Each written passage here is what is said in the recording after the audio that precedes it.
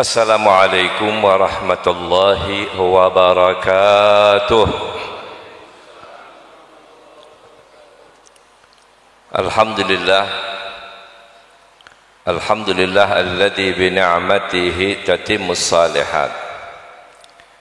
Asyhadu an la ilaha illallah wahdahu la syarika lah, ilahan wahidan wa rabban syahidan wa nahnu lahu muslimun.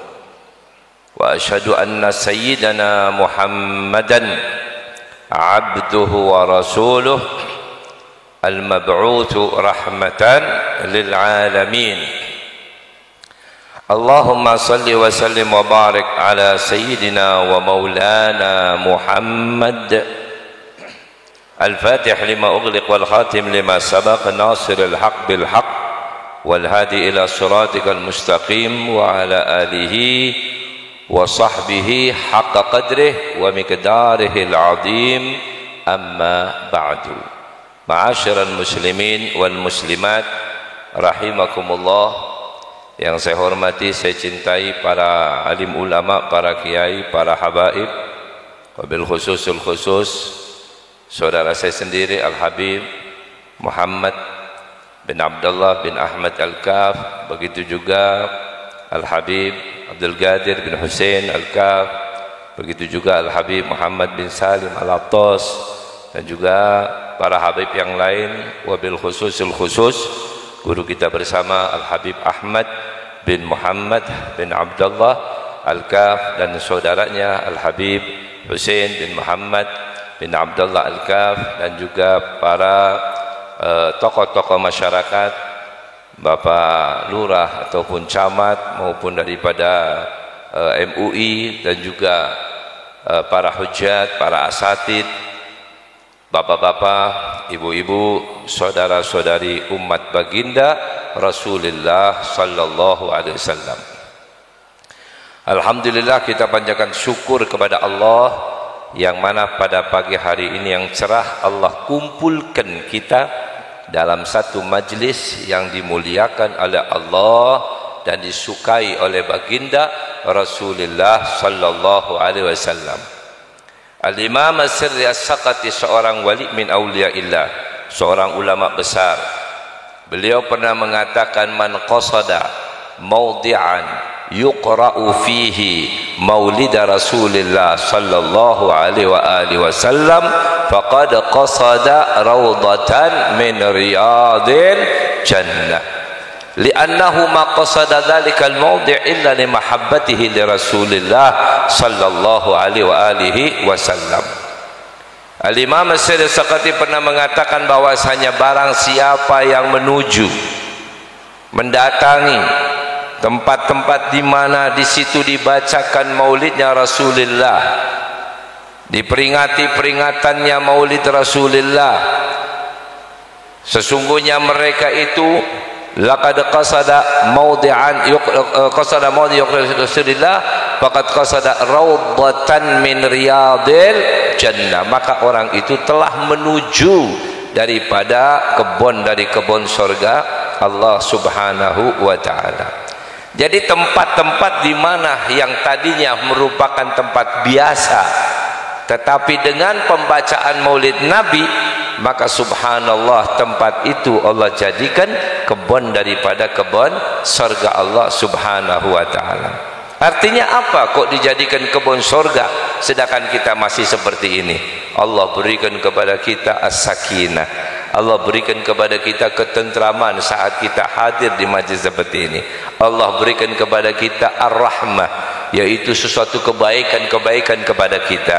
Allah berikan kepada al-maghfirah, yaitu ampunan-ampunan Allah subhanahu wa ta'ala. Sehingga dengan harapan begitu besar, tidak ada satupun yang hadir dalam majlis seperti ini kecuali Allah ampuni daripada dosa-dosanya, Allah rahmati dalam kehidupannya, bahkan niat hajatnya yang baik-baik mudah-mudahan Allah kabulkan dengan sebaik-baiknya. Kenapa kok tempat ini menjadi raudhah min riyadil jannah?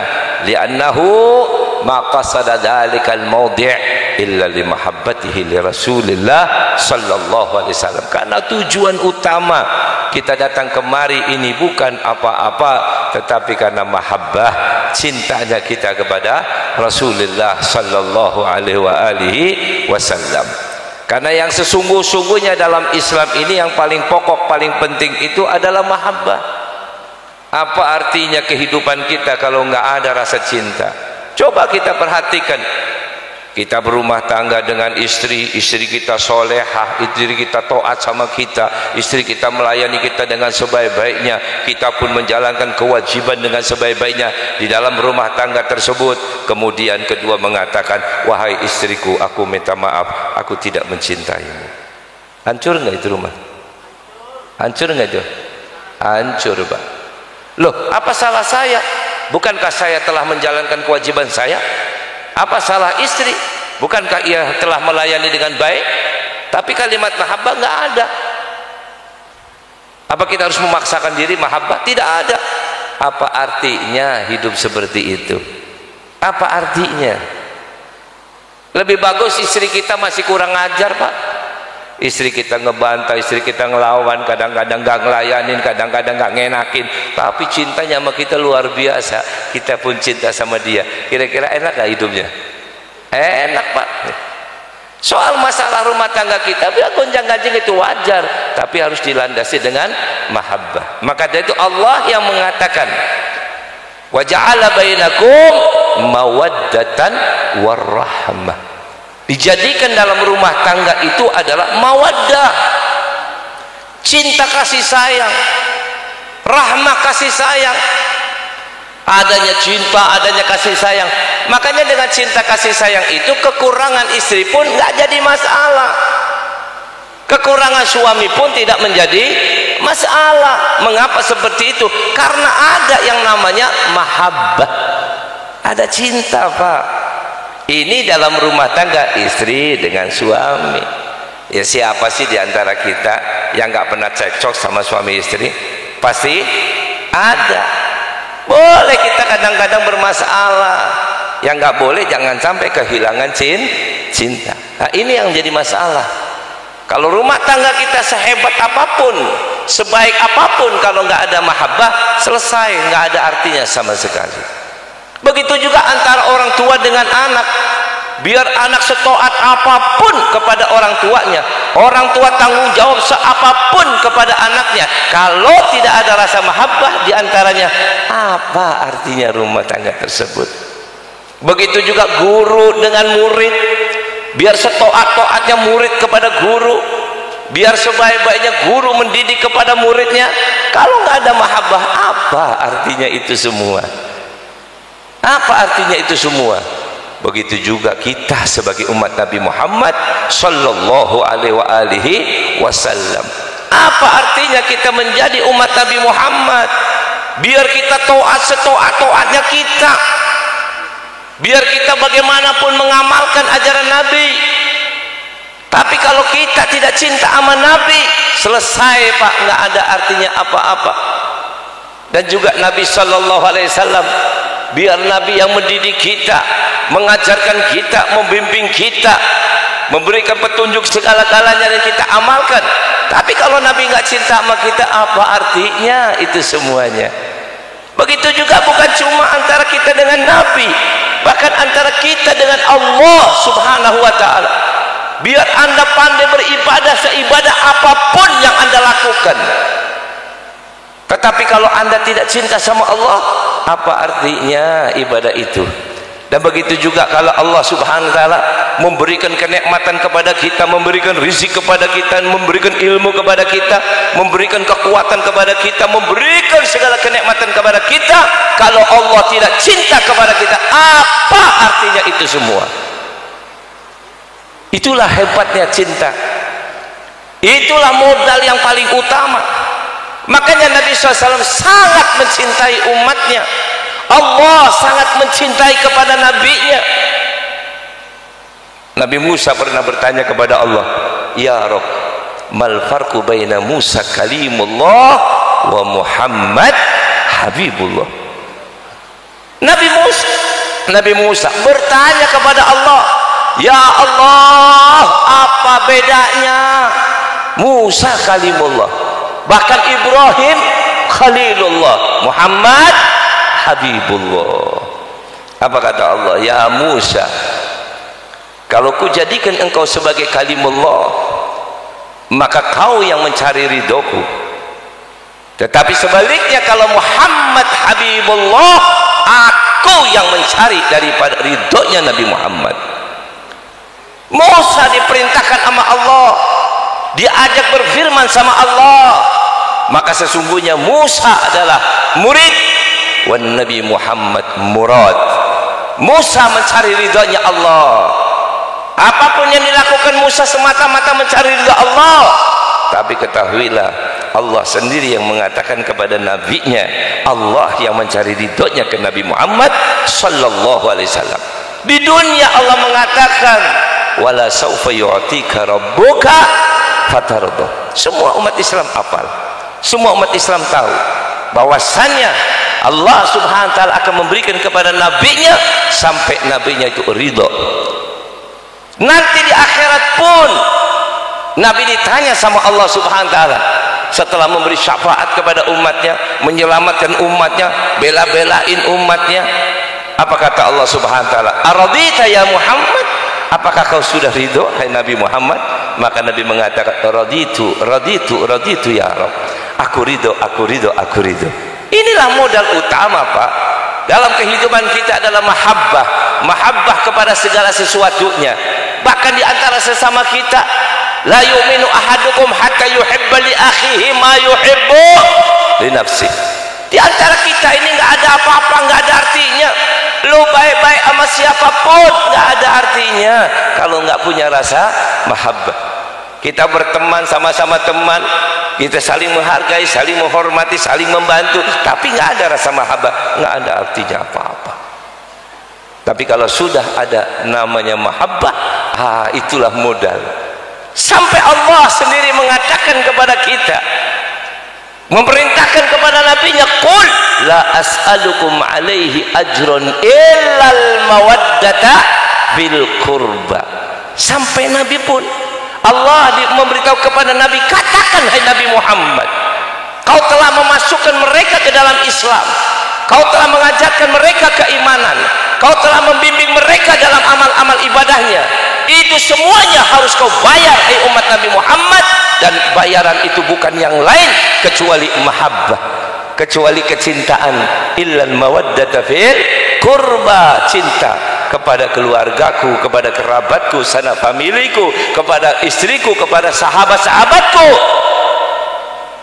Mahabbah itu luar biasa, sampai dikatakan oleh Al-Imam Abdul Aziz Ad-Dabbagh, beliau pernah mengatakan, mahabbatun nabi hiya al-hasanatu allati la tadurru ma'aha sayyi'atun. Luar biasa kata-kata beliau. Mahabbatun nabi hiya al-hasanatu allati la tadurru ma'aha sayyi'atun, wa adamu mahabbatin nabi sallallahu alaihi wasallam wa hiya as-sayyi'atu allati la tanfa'u ma'aha hasanatun. Bayangkan Imam Abdul Aziz Ad-Dabbagh, seorang ulama besar, seorang wali min auliyaillah, beliau pernah mengatakan, sesungguhnya cinta kepada Nabi Muhammad itu adalah al-hasanatu, itulah yang sesungguh-sungguhnya hasanah, suatu kebaikan yang luar biasa. Apa efeknya mahabbah kepada Nabi? La tadurru ma'aha sayyi'atun. Sekalipun kau punya dosa, punya maksiat, itu tidak ada ngaruh sama sekali buat anda kalau anda cinta kepada Nabi Muhammad. Tetapi sebaliknya, adamul mahabbati lin Nabi sallallahu alaihi wasallam wa hiya as-sayyi'atu allati la tanfa'u ma'aha al-hasanatu. Tapi sebaliknya, maaf, orang yang tidak cinta kepada Nabi sallallahu alaihi wasallam, maka sesungguhnya itu adalah as-sayyi'ah, itu adalah kejelekan yang sesungguh-sungguhnya kejelekan. Di mana kejelekan itu la tanfa'u ma'aha al-hasanatu, maka kebaikan anda tidak ada manfaatnya sama sekali. Apa yang dicontohkan? Banyak contoh yang menerangkan seperti ini. Dikatakan bahwa Nabi Allah Adam alaihissalam beribadah kepada Allah semata-mata karena limahabbatihi, cinta kepada Allah. Nabi Adam ibadah kepada Allah, itu modal utamanya cinta kepada Allah. Maka dosa Nabi Adam ghufiralah wa rahimahu, maka Allah mengampuni dosa Adam dan Allah merahmatinya. Tapi sebaliknya apa yang terjadi kepada iblis? Siapa yang enggak tahu sejarah iblis? Iblis itu beribadah yang luar biasa kepada Allah. Iblis itu sangat-sangat beribadah bagaikan para malaikat-malaikat yang tidak pernah lepas daripada ibadahnya pada saat itu. Tetapi ibadahnya iblis tidak ada rasa mahabbah kepada Allah, tidak ada rasa cinta kepada Allah. Lu'ina, maka iblis pun dilaknat oleh Allah subhanahu wa ta'ala. Nabi Adam bersalah, sesalah-salah Nabi Adam karena ada mahabbah, Allah ampuni, Allah sayangi. Iblis beribadah tidak ada rasa cinta kepada Allah, hasilnya bukan malah dirahmati, diampuni, tapi justru dilaknat oleh Allah subhanahu wa ta'ala. Maka itu apa kata Nabi sallallahu alaihi wasallam? Bahwasanya beliau mengatakan syafaati li ahlil kabairi min ummati, syafaatku ini untuk kuberikan kepada orang-orang yang banyak dosanya. Siapa yang mereka yang diberikan syafaat oleh Nabi Muhammad? Al-mahabbah, orang yang cinta kepada Nabi Muhammad sallallahu alaihi wasallam. Orang yang cinta kepada Nabi Muhammad tidak cukup cinta kepada Nabi, tetapi cinta kepada keluarga Nabi Muhammad, cinta kepada istri-istri Nabi Muhammad, cinta kepada sahabat-sahabat Nabi Muhammad, cinta kepada dzurriyyahnya Nabi Muhammad, cinta kepada para ulama-ulama warasatul anbiya, bahkan cinta kepada umat Nabi Muhammad sallallahu alaihi wasallam. Nah, kita kumpul seperti ini adalah membangkitkan kita, menghidupkan kita rasa mahabbah. Enggak ada yang lain, Pak. Seorang sahabat datang ke Rasulullah mengatakan, ya Rasulullah, mata sa'ah, kapan kiamat? Kapan kiamat? Kiamat kapan ya Rasulullah? Maka Nabi mengatakan, madza a'adatta laha, apa yang kau sudah siapkan untuk menghadapi kiamat? Emang kau sudah siap mati? Emang kau sudah siap untuk menghadapi hisabnya Allah? Maka jawaban sahabat itu, kami nggak punya apa-apa ya Rasulullah, nggak punya modal ibadah yang lain, nggak punya modal apa-apa, tapi kami punya cuma satu ya Rasulullah, mahabbatullah wa mahabbat Rasulullah SAW. Aku cinta sama Allah, cinta kepada Nabi Muhammad SAW. Apa jawaban Nabi Muhammad? Apa Nabi Muhammad mengatakan ghafarallahu laka, kau diampuni dosanya? Tidak. Apa Nabi Muhammad mengatakan walakal ajr? Tidak. Walakal jannah? Tidak. Apa yang diberikan, apa yang dijawab oleh Nabi Muhammad? Nabi Muhammad cuma mengatakan satu kata saja, anta ma'aman ahbabta. Luar biasa, Pak. Kau bersama dengan orang yang kau cintai. Kita mau ibadah, Pak, sampai modar atau modar mampus gitu, kagak bisa untuk kita bisa dampingin Rasulullah SAW. Nggak bisa, Pak. Siapa kita sampai bisa mendampingi Nabi? Nggak nyampe, Pak. Biar jitat kita jebol gitu ya, boro-boro hitam jebol gitu, nggak bakalan bisa, Pak. Lantas bagaimana kita bisa dekat dengan Rasulullah? Jawabannya cuma satu, anta ma'aman ahbabta. Kamu beserta dengan orang yang kamu cintai. Cinta modal utama. Maka itu kalau kita segala sesuatunya kita hidup, bangunlah hidupan itu dengan mahabbah. Guru membangun kepada muridnya dengan cara mahabbah. Murid mengaji kepada gurunya dengan cara mahabbah. Kita punya tetangga, sesama tetangga dengan cara mahabbah. Kita punya persaudaraan dengan cara mahabbah. Kalau sudah mahabbah, Pak, ya Allah, semuanya itu enteng, Pak. Ya, salah apapun nggak masalah. Coba aja Anda cinta sama bini Anda punya masalah, nggak masalah. Anda jawabnya apa? Nggak masalah, ya. Anak kita begini-begini, kurang ajar segala macam, tapi karena kita cinta, jawabnya nggak masalah, ya, nggak masalah, Pak. Kenapa? Karena mahabbah. Makanya mahabbah ini yang perlu dibangun, ya. Jangan seperti yang zaman sekarang ini, Pak. Ada yang provokator membangun manusia dengan rasa al-bughd, kebencian. Ada kelompok-kelompok yang mana dibangun di narasi-narasi di mana-mana benci, itu bukan ajaran Nabi, Pak. Itu ajaran iblis. Kalau iblis itu mengajarkan kepada kita kebencian. Kita sama suami istri yang dibisikin sama iblis apa? Kebencian, ya. Kita sesama saudara yang dibisikin iblis apa? Kebencian. Biar saudara aja kebencian, biar kakak beradik kebencian, biar yang namanya suami istri kebencian, biar anak sama orang tua kebencian, biar sesama tetangga kebencian, biar sesama orang lain kebencian. Siapa yang mengajarkan kebencian? Guru besarnya adalah iblis, Pak. Paham ya? Nah, pengikutnya ya setan. Ya, muridnya iblis siapa? Ya setan, nggak ada yang lain. Ya, itu kalau mengajarkan kebencian, Pak. Islam tidak pernah mengajarkan kebencian. Ya, biar sama orang kafir pun kita nggak disuruh benci, Pak. Nggak perlu, Pak. Ya, wong boro-boro gitu, Pak. Mana ada penceramah ngomong, hei saudara-saudara, kita umat Islam, mari kita benci sama iblis, mari kita lanatin setan, kita lanatin iblis, semoga iblis masuk ke dalam neraka, semoga iblis sengsara. Nggak ada pahalanya lu ngomong gitu, nggak ada manfaatnya.